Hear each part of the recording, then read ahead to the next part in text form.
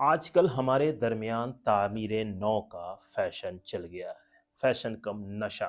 और ख़ासकर तामीर नौ मस्जिद की। तो मस्जिद की तामीर वो करते हैं, यानी पुराने स्ट्रक्चर को शहीद करते हैं और उसके ऊपर एक नए स्ट्रक्चर को खड़ा करते हैं।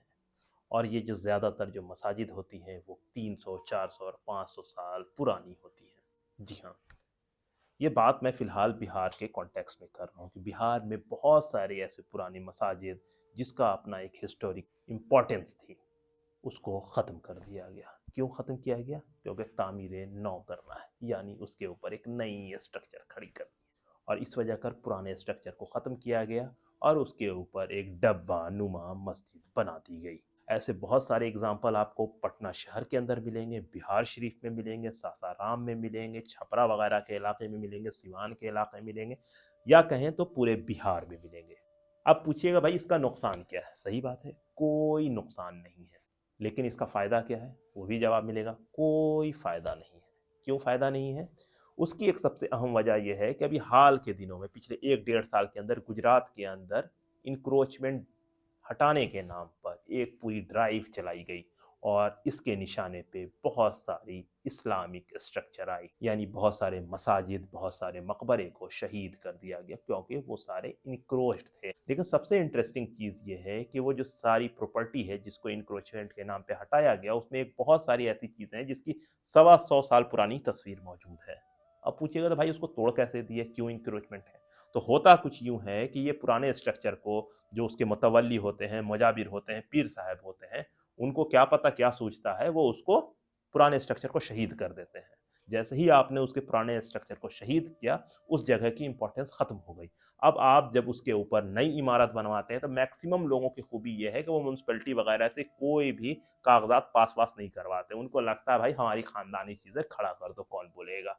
और इसी के बाद जिस तरह से हमारे मुल्क में जो पॉलिटिक्स चल रही है, कुछ लोग शिकायत कर देते हैं और उसके बाद म्युनिसिपैलिटी एक्शन में आती है और इस तरह से आपकी वेल एस्टैब्लिश्ड प्रॉपर्टी इंक्रोचमेंट के नाम पे शहीद की जाती है, ख़त्म की जाती है।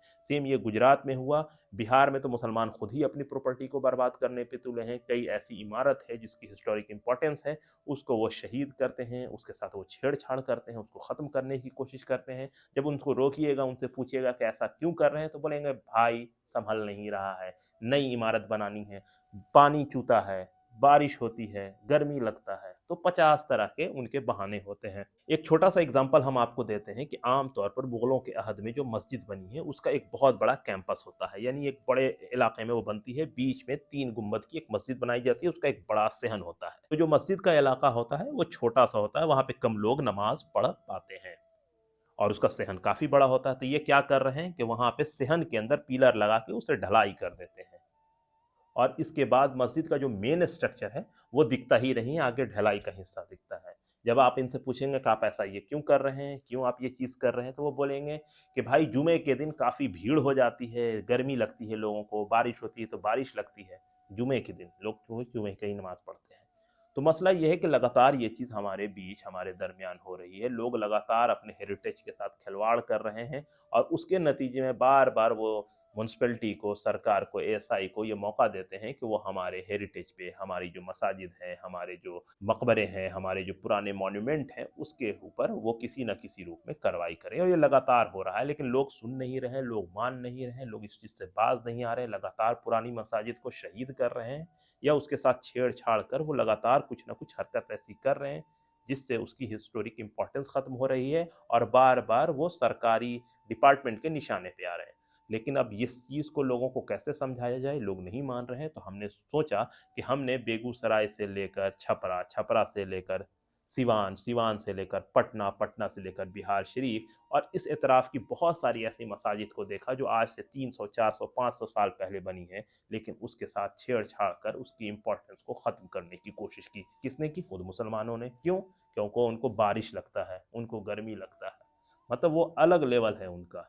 तो लगातार ये चीज़ हो रही है जो निहायत ही अफ़सोसनाक है। लोगों को इसके बारे में सोचना चाहिए कि वो अपने हेरिटेज के साथ कम से कम खिलवाड़ ना करें, वरना वही होगा उनके साथ आइंदा जो गुजरात में हुआ। क्योंकि वो पुराने स्ट्रक्चर को हटा देंगे, नया बनाएंगे, वो सीधे इंक्रोचमेंट में आ जाएगा। क्योंकि आपके पास वो वाले कागजात तो नहीं हैं जो 500 साल पहले फरमान मिला है।